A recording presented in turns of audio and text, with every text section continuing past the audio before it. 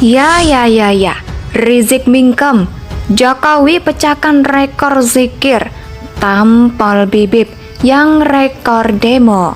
Perlu saya ingatkan kepada kita semuanya bahwa dunia saat ini tidak berada pada posisi yang baik-baik saja. Menyulitkan semua negara, hampir semua negara sekarang ini berada dalam posisi yang sangat sulit. Dan kita patut bersyukur, alhamdulillah, kalau bensin di negara lain sekarang harganya sudah 32.000, 31.000, di Indonesia Pertalite masih 7.650. Karena memang Indonesia ini diberi oleh Allah memiliki banyak yang tidak dimiliki oleh negara lain. Kita memiliki produk pertanian, memiliki produk perkebunan, memiliki produk kelautan, memiliki tambang-tambang yang tidak dimiliki oleh negara lain. Di mana-mana terjadi kerusakan, di mana-mana ada kemunkaran, saudara. Bahkan kebohongan saat ini sudah membudaya. Negeri kita ini lagi darurat kebohongan. Indonesia sejak dulu kala tetap dipuja-puja bangsa. Tapi dasar Rizik, mungkin karena terlalu lama nggak pegang mikrofon ketika masih di penjara. Jadi ketika ada kesempatan untuk memberikan pernyataan yang disiarkan lewat video streaming Rizik, banyak kelepasan dan keceplosan. Kita lihat lagi ya kata-kata Rizik, karena nantinya kata-kata inilah yang ditampol oleh Presiden Jokowi, bahkan oleh Wakil Presiden Kiai Haji Ma'ruf Amin. Rizik menyatakan dirinya akan terus tahunkan revolusi akhlak. Dia menilai saat ini kondisi negara kita sedang mengalami kerusakan.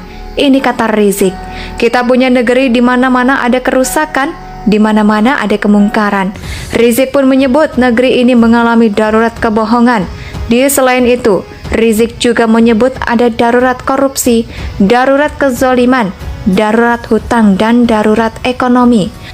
Oleh sebab itu, Rizik menyebut revolusi akhlak sebagai obat dari semua itu.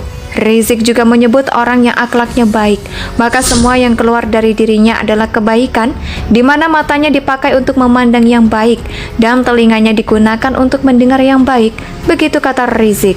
Terus, kalau mulutnya dipakai buat menyebut kata-kata macam istana iblis, menyebut jaksa tumpul otaknya, dan sebagainya, itu pertanda akhlaknya bagaimana?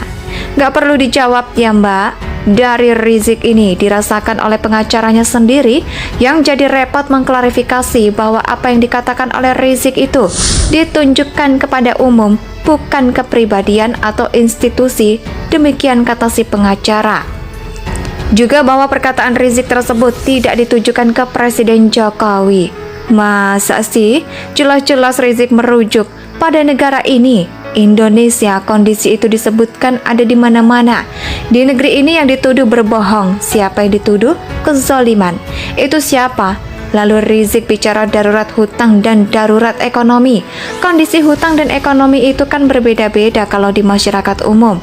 Daruratnya di mana kalau tidak ditunjuk kepada siapa yang memimpin negara ini? Lawang perkataan disebut juga langsung disambar oleh partai oposisi PKS, menyebut seruan Rizik soal darurat kebohongan dan sebagainya itu menunjukkan perhatian risiko. Ada kondisi negara menunjukkan bahwa sikap kritis dan analitis. Rizik selalu ada mau ngeles, gimana lagi?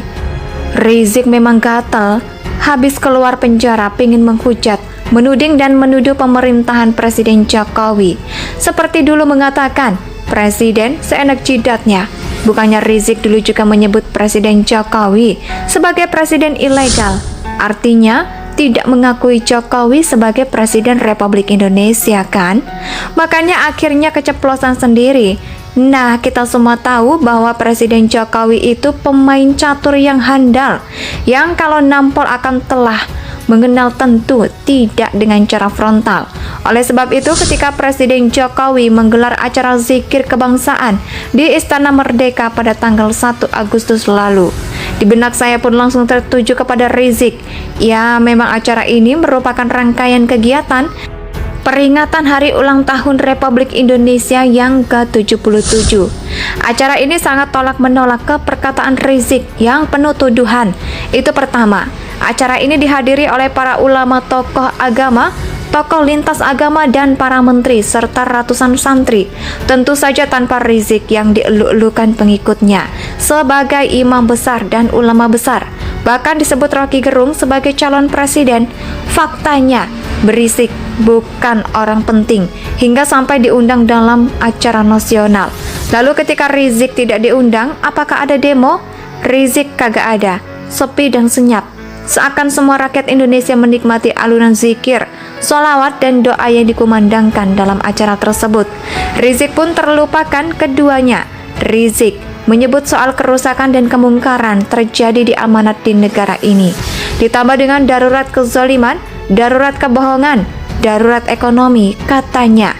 Tidak sekalipun Rizik mengajari pengikutnya untuk bersyukur atas segala berkah yang didapatkan oleh rakyat ketika dunia mengalami pandemi mikropal dan sekarang ada krisis pangan, krisis ekonomi, dan krisis bahan bakar global. Rizik sanggup gitu memikirkan cara mengatasi semua itu. Siapa yang percaya? Tapi dasar Rizik, mungkin karena terlalu lama nggak pegang mikrofon ketika masih di penjara.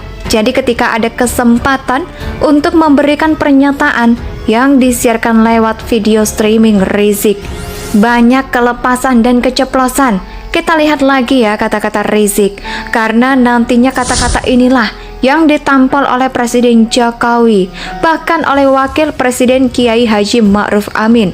Rizik menyatakan dirinya akan terus tahunkan revolusi akhlak.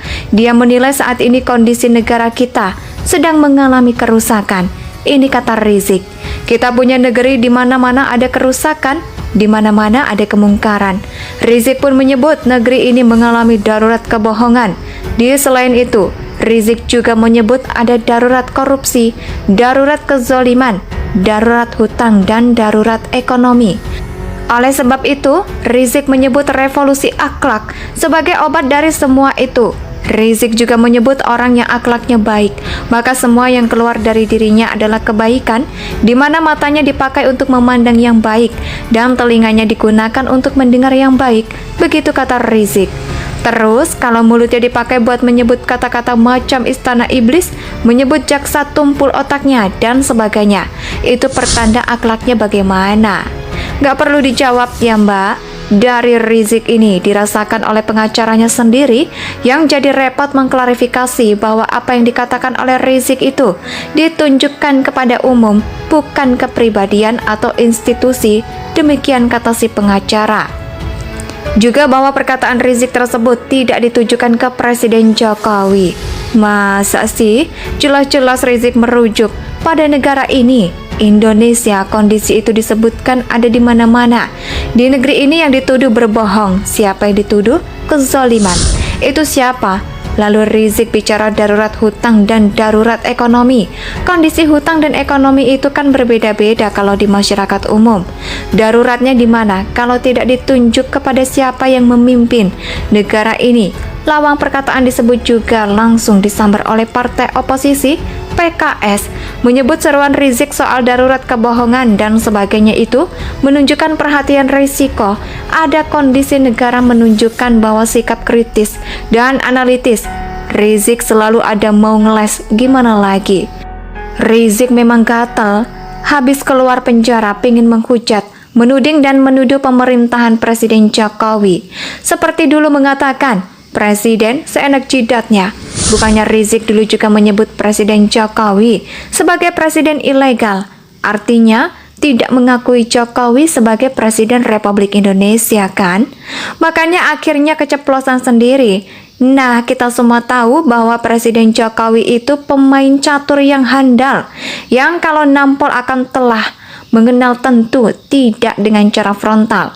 Oleh sebab itu, ketika Presiden Jokowi menggelar acara zikir kebangsaan di Istana Merdeka pada tanggal 1 Agustus lalu, di benak saya pun langsung tertuju kepada Rizik.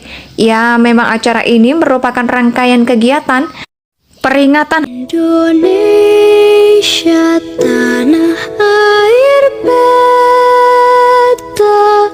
pusaka jaya.